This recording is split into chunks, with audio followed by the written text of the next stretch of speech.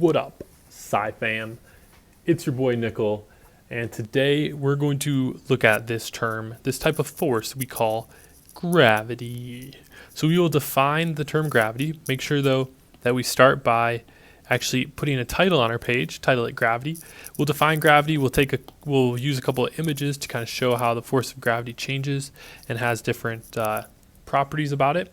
And we will also look at the force of gravity on planet Earth. Now, one thing that I wanted to add to this page that I had to add into my margins with like a little bubble here is something that we'll talk about at the very end. So just know that you might have to add something in your margins of your page as we finish off this science notebook page. So let's get started. Let's drop into it. Gravity. Let's begin by defining this term gravity. And now that we have a little basis of physics, we can discuss gravity in terms of how it is involved as a force and what it is as a force in science.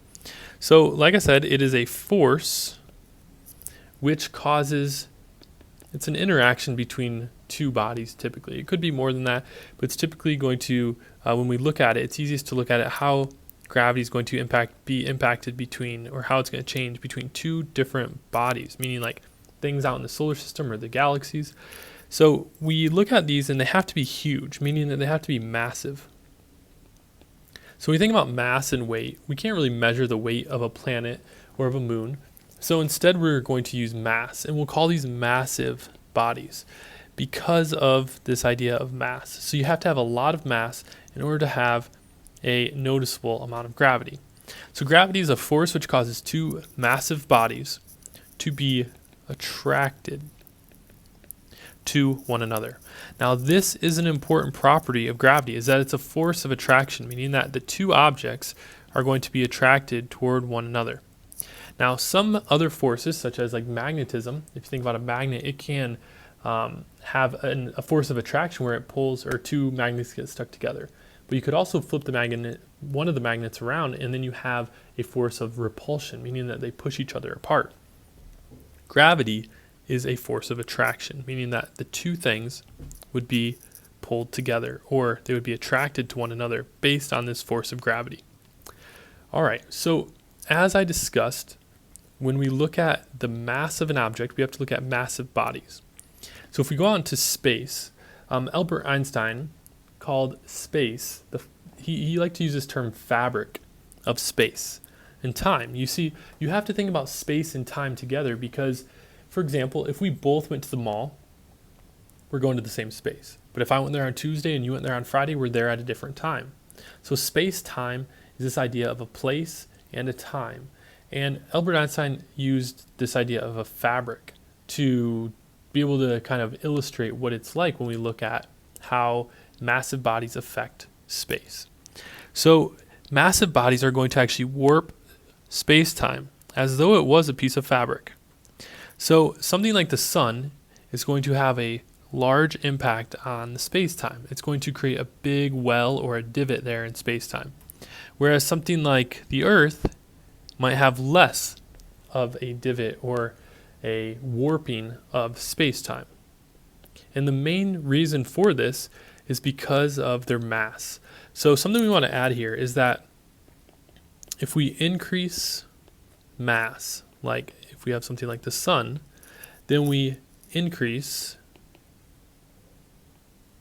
let me respell that, we increase the force of gravity.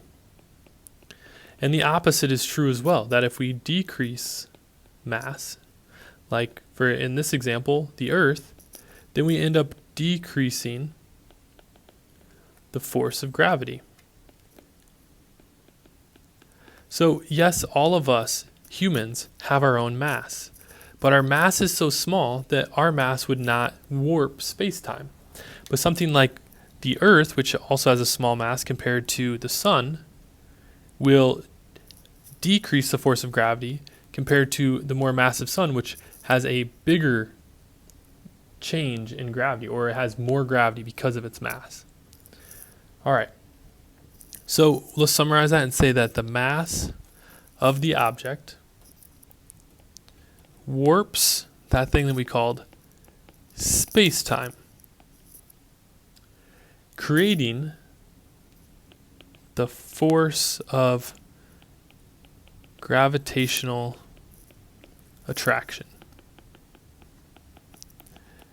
You see, it's a force of attraction because if I were to place an object on the space-time continuum here, or the fabric of space-time, it would naturally want to be attracted to this object. If I were to place something like the moon out here, it also would be attracted to that object because it's on that slope. So let's take this random planet, or we'll call this maybe a sun or something. We'll call it Sun A. So let's say Sun A is here. Let's look at how this is going to warp space-time. Let's say it is very massive. So you can see it warps space-time. Now if I were to place some planetary bodies out here in the orbit around it, or maybe at different distances from the object, you can see that the actual slope here is going to change. And so since the slope changes, then the force of gravity is going to be different. If we had a ball that was just sitting on a surface like this, compared to this, compared to this one, compared to this one, we would expect that object to move at different rates. So what we find then is that as you increase the distance, meaning that you get further from our Sun A here, as you increase the distance from the object, gravity, that force of gravity, will have less force of attraction. Remember, it is a force of attraction. So we're going to continually write that in there to remind ourselves that's a force of attraction.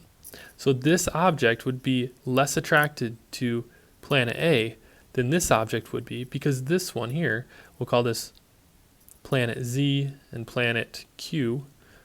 Planet Z is much further away than planet Q, so therefore planet Z has less attraction, because if we look at this dashed line here, which represents the fabric of space-time, it doesn't have as steep of a slope that would cause that attraction to be greater, whereas planet Q has a much steeper slope, which causes it to be more affected by gravity, where gravity has a bigger effect on planet Q. So the opposite is true as well, that as you get closer, or if we use the same language as above, if we decrease the distance to the object, as you get closer to the object, or as you decrease the distance to the object, then, you guessed it, gravity will have more force of attraction. All right, so what we're learning here is that gravity depends on the mass of the object. Something that has more mass is going to create more gravity. It's going to have a bigger warp in space-time. And if you're next to something that is a massive object, then it's going to affect you more than if you're further away. So as you increase distance, then you decrease the force of gravity. As you decrease distance, you get closer, then you increase the force of gravity when you get around an object that warps space-time. So gravity depends on the mass of an object and the distance away from the object that you are. All right, well, if we think about Earth, Earth definitely has gravity. So on Earth, let's look at what the force of gravity is here on Earth. Now, we are very close to the Earth, obviously. So we are closer, so therefore there's the biggest force of gravity possible because we're on the surface of the Earth. The Earth is literally keeping us, or we are staying on the Earth because of the force of gravity. So on Earth, the force of gravity is equal to 9.81 meters per second squared. And it doesn't matter where you are on the planet, whether you're at sea level or you're up on a 14er or you're up on Mount Everest, which is like 29,032 feet or something like that. No matter if you get further from the planet on the mountain, it's still not far enough away for gravity to really have much of a difference. So no matter where you are on planet Earth, as a human, on the surface, the force of gravity on all objects is 9.81 meters per second squared. So that means if you dropped two objects, like let's say we drop a baseball and we drop a bowling ball, both of these objects are going to fall to the Earth at a rate of 9.81 meters per second squared. Now, what we need to add here underneath our underneath this portion here where we say on Earth, the force of gravity, we're going to say on all objects because it doesn't affect other different objects differently. Every object is affected by gravity, and all objects will accelerate towards the Earth at a rate of 9.8 meters per second squared. Or we could say that the Earth actually is moving toward the object at 9.81 meters per second squared. That's a crazy thing to think about because the Earth is actually traveling around the sun, so it's the Earth that's pushing into our feet. Craziness. All right, so what this means then, that little thing that we need to add into the margins here, even here I'm finding a tough spot to add it, but I'm going to add it right here, and I'm just going to write that all objects, whether it is a baseball or a bowling ball, or a human, or an apple, all objects are going to fall to the Earth at the same rate. That is stunning. So I'm just going to put some emphasis around this, and you should add this into the margin if you need to, but this is an important thing to remember, is that all objects fall to the Earth at the same rate. And there are some great videos out there that I'm going to be happy to show you to prove that this is a truth. All right, y'all. That is the end of our Gravity Science Notebook page. I'll catch you on the next video. Peace.